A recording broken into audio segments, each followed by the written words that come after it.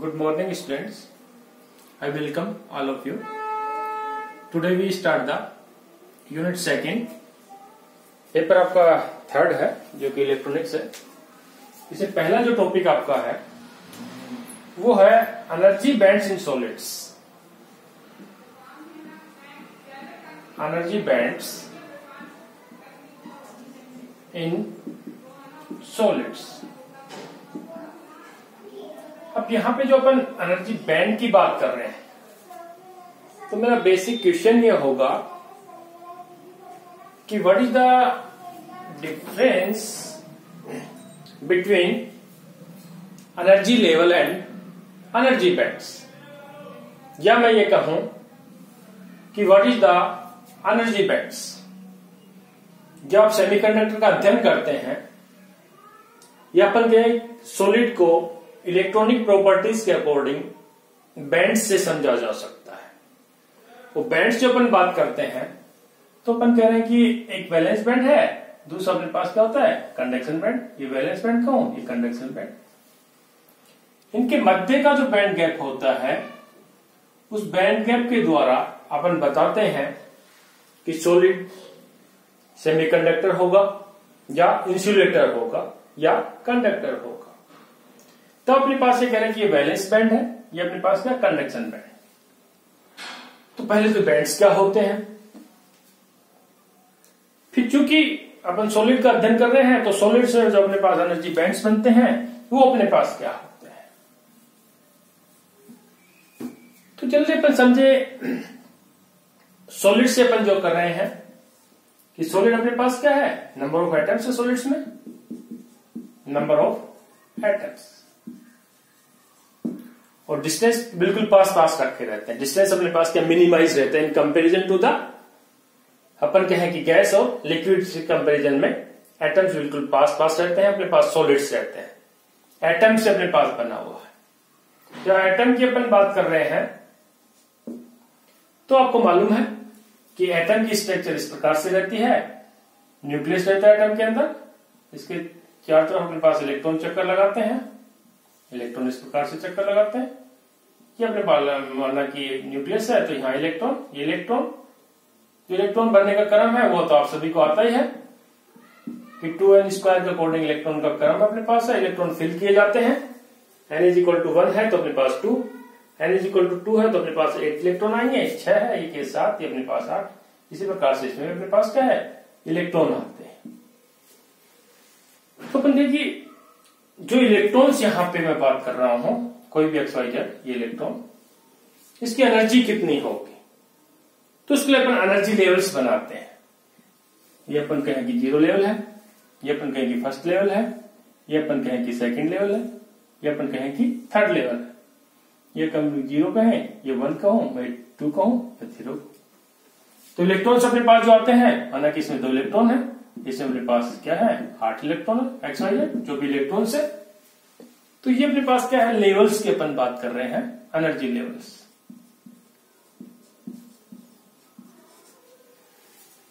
फिर अपने पास आ रहा है कि इसकी एनर्जी को अपन कैसे दर्शाएं. वो एनर्जी लेवल डायग्राम से अपन दर्शाते हैं कि किसी इलेक्ट्रॉन के अपने पास जो एनर्जी दर्शाते हैं एक्सपोनेंशियल रूप से अपने पास जो ग्राफ आएगा वो इस प्रकार से रहेगा. अपन के इलेक्ट्रॉन का जो ग्राफ आता है एनर्जी लेवल डायग्राम अपने पास ये रहता है एक्सपोनेंशियल रूप से. ये अपने पास रिप्रेजेंट करता है न्यूक्लियस को, नाभिक को. न्यूक्लियस अपन करें, नाभिक है. ये फर्स्ट लेवल की अपन बात कर रहे हैं कि ये लेवल अपने पास मान लीजिए फर्स्ट है, इसके बाद सेकंड लेवल है, इसके बाद थर्ड लेवल है, इसके बाद नेक्स्ट लेवल है, इसके बाद नेक्स्ट लेवल है. इसको मैं सिमेट्रिक रूप से देने की अपन बात करें, सिमेट्रिकल व्यू से अपने पास ये अपने पास क्या है कि E है एनर्जी. इलेक्ट्रॉन बाउंड स्टेट में रहते हैं तो अपन कहें कि नेगेटिव एनर्जी में अपने पास है. एक्सपोनेंशियल रूप से अपने पास इलेक्ट्रॉन का जो एनर्जी लेवल डायग्राम है वो इस प्रकार से आता है फॉर ए सिंगल एटम. जब अपन कहें कि 2 एटम पास पास आ जाए, माना कि एक एटम अपने पास ए है, दूसरा एटम कहें कि अपने पास क्या है बी, बी एटम है। जब दोनों एक दूसरे के पास आते हैं, इसको इस तरफ लाएं, इसको इस तरफ लाएं, तो क्या होगा? माना कि अपने पास ए एटम है, इसी प्रकार से बी एटम है। जब पास पास आएंगे, पास पास आने के बाद इनके मध्य इंटरेक्शन होगा। अब इंटरेक्शन क्या होता है? इनके मध्य अन्योन्य क्रिया होनी। अन्योन्य क्रिया से क्या होगा कि इनकी एनर्जी स्प्लिट होगी। किसकी एनर्जी स्प्लिट होगी? ये जो लेवल्स अपन देख रहे हैं, ये लेवल, ये अपने पास क्या है, इसके लेवल्स स्प्लिट होंगे, विभक्त होंगे, एनर्जी में चेंजेज आएगा। इंटरेक्शन होने से एनर्जी में चेंजेज आता है, तो माइनर अपन कहें कि एनर्जी में चेंजेज आता है, उसको डेली से भी रिप्रेजेंट कर देते हैं। तो इसको अपन कहें कि दो एटम जब अपने पास आ गए, तो फिर लेवल अपने पास क्या होगा? हम माना कि एक तो अपने पास ये था, सॉलिड्स की अपन बात कर रहे हैं, नंबर ऑफ एटम्स की बात कर रहे हैं। एक माना कि अपने पास एटम मान लीजिए अपने पास ये है, यहां पे रखा हुआ है। एक अपने पास एटम मान लीजिए यहां पे है, एक एटम अपने पास यहां है।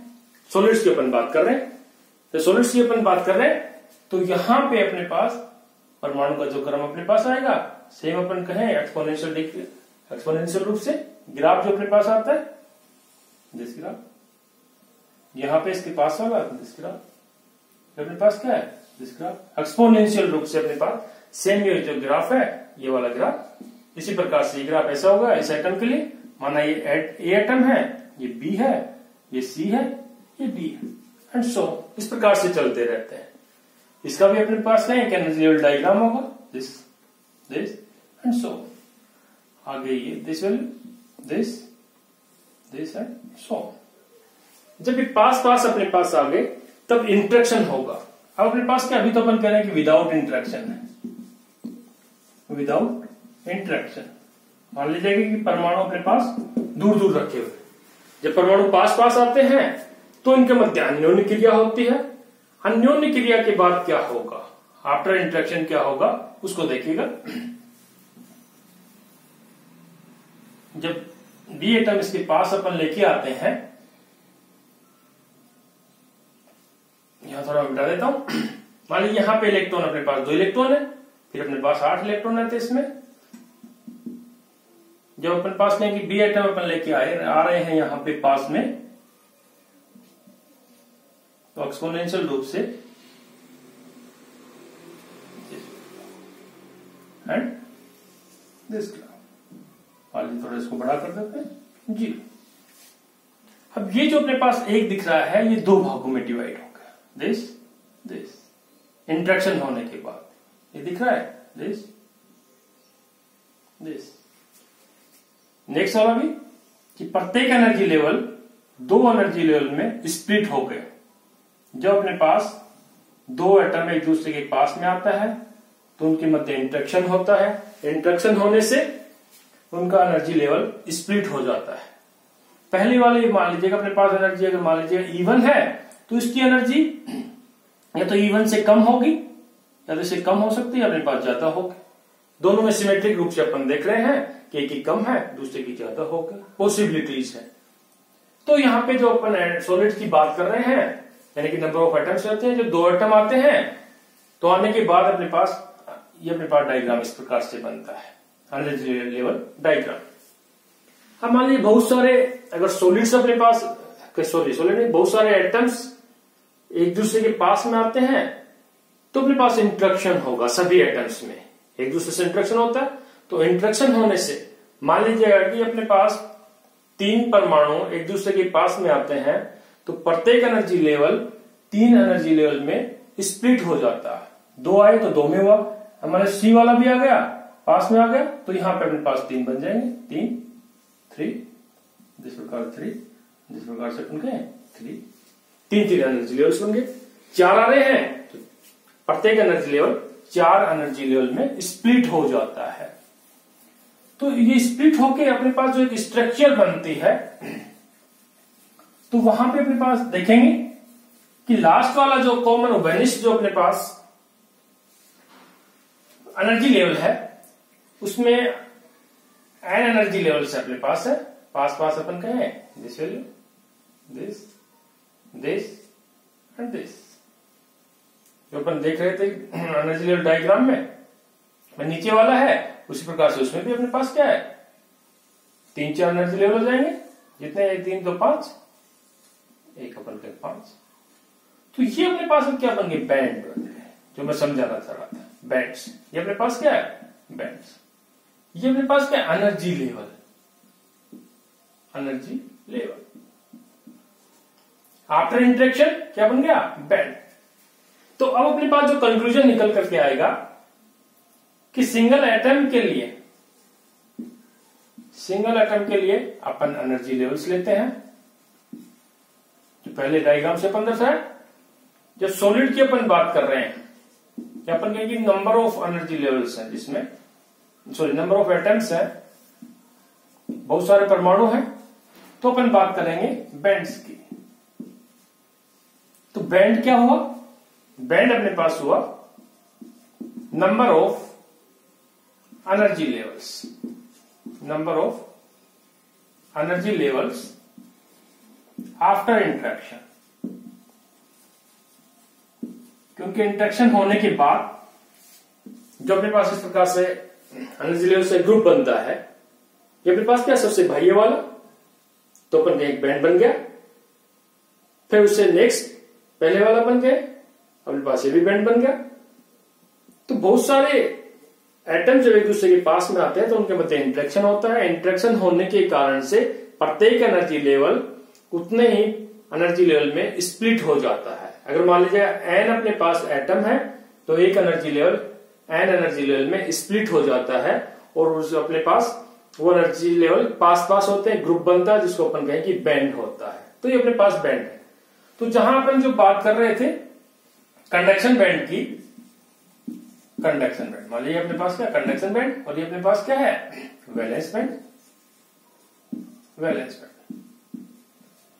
अब दर्शाने तो अपन कहते हैं this is conduction band, this is valence band. एक लाइन से अपन दर्शाते हैं, ये अपन कहें बीसी, और ये अपने पास क्या है वीवी, वैलेंस बैंड की अपन बात कर रहे हैं एनर्जी पोटेंशियल की।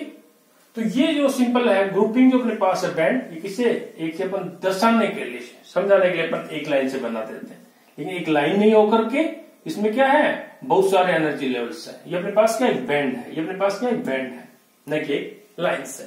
वैसे ऐसा होना चाहिए, लेकिन अपन इस प्रकार से दर्शाते हैं। तो ये तो अपने पास हुआ बैंड्स, एनर्जी बैंड्स, एनर्जी से संबंधित है इसलिए अपन एनर्जी बैंड्स कर देते हैं। अब अपने पास आएगा कि सॉलिड के अंदर बैंड कैसे बनते हैं, दिस इज इंपॉर्टेंट।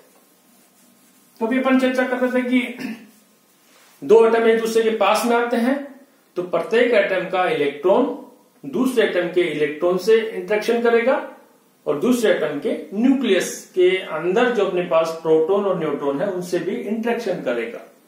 इसी प्रकार से अपन ये कह सकते हैं कि दोनों परमाणु के मध्य प्रोटॉन प्रोटॉन के मध्य इंटरेक्शन होगा, प्रोटॉन इलेक्ट्रॉन के मध्य होगा, इलेक्ट्रॉन इलेक्ट्रॉन के मध्य होगा। इस इंटरेक्शन के कारण से प्रत्येक energy level different energy level में स्प्लिट हो जाता है।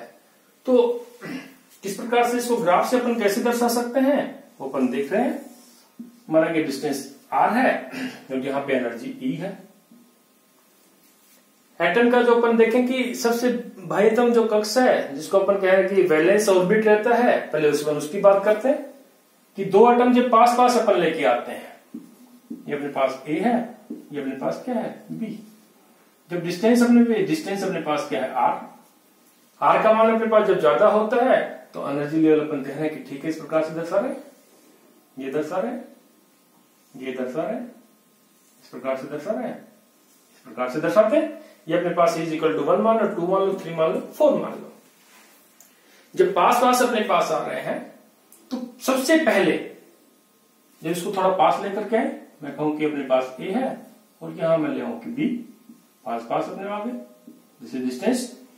तो बाह्यतम कक्ष के जो भी अपने पास इलेक्ट्रॉन है सबसे पहले वो प्रभावित होते हैं, वहां से स्प्लिटिंग होना स्टार्ट होती है।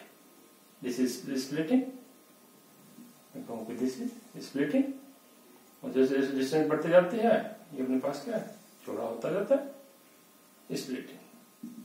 सबसे पहले अपने पास पहले वाला जो अपने पास लेवल है उसकी स्प्लिटिंग हुई।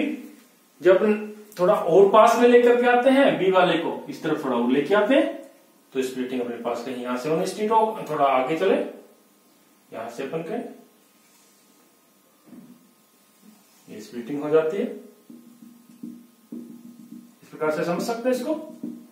फिर अगर अपन और देखें, बाउंड में जाएं तो अपन और अंदर थोड़ा आएंगे कि अपन कहें कि अगर डिस्टेंस का मान और कम करते लाएं, आर का मान अगर अपन कम करेंगे तो स्प्लिटिंग अपन कहें कि यहां से स्टार्ट हुई, स्प्लिटिंग अपने पास यहां से स्टार्ट हुई, दिस इज स्प्लिटिंग। फिर कहें कि अपने पास जो एक मिनिमम डिस्टेंस है उससे ज्यादा अपन नहीं ले जा सकते, उसके बाद इनरमोस्ट जो भी अपने पास इलेक्ट्रॉन है सबसे पहले वाले, उसकी स्प्लिटिंग स्टार्ट होती है। This value. तो ये अपने पास क्या है? बैंड। सबसे बाह्यतम का है तो इसको अपन कहते हैं वैलेंस बैंड कह सकते हैं।